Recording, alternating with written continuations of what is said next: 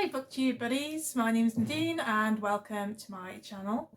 So as promised, Thursday has arrived and I have a jar full of all of the states I have yet to visit in my 50 states reading challenge.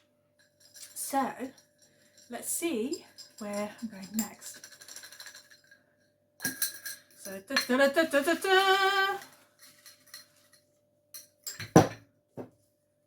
the next state will be North Carolina.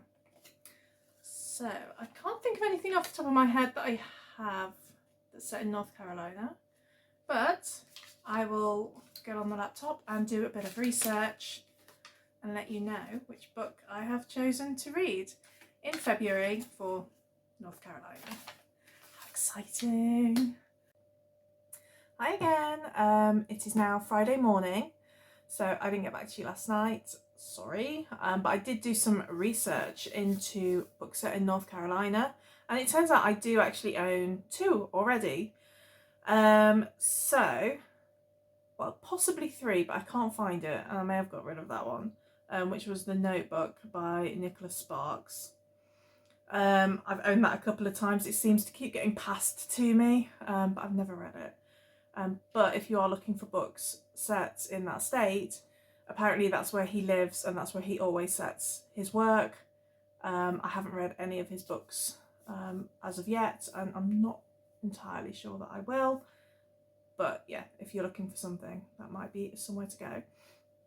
But the two books that I do own are Where the Crawdads Sing by Delia Owens, which I bought when it came out in paperback, but there was so much hype around it at the time that I thought, you know what, there's no way that it can live up to my expectations as they are now.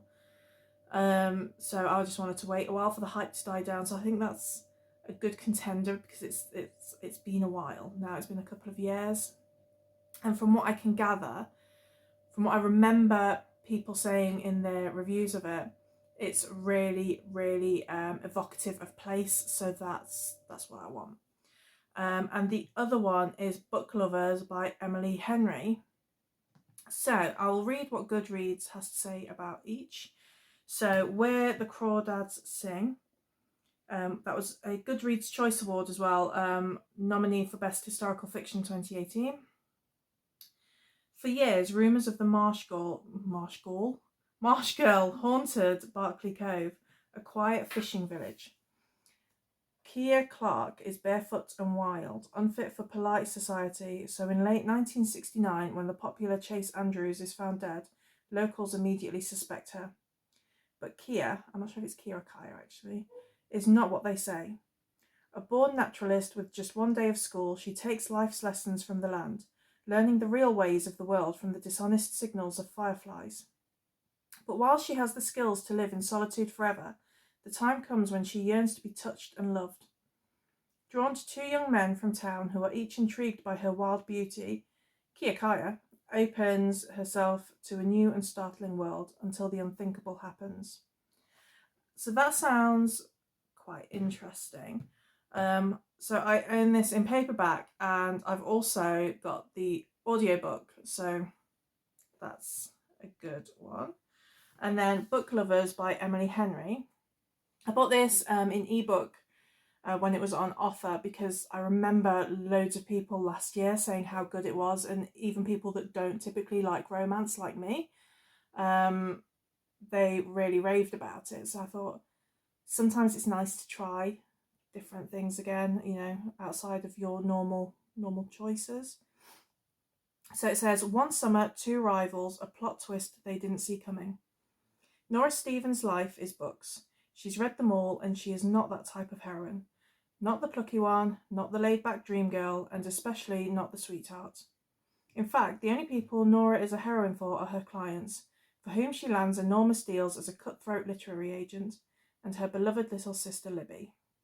Which is why she agrees to go to Sunshine Falls, North Carolina, for the month of August, when Libby begs her for a sister's trip away. With visions of a small-town transformation for Nora, who she's convinced needs to become the heroine in her own story.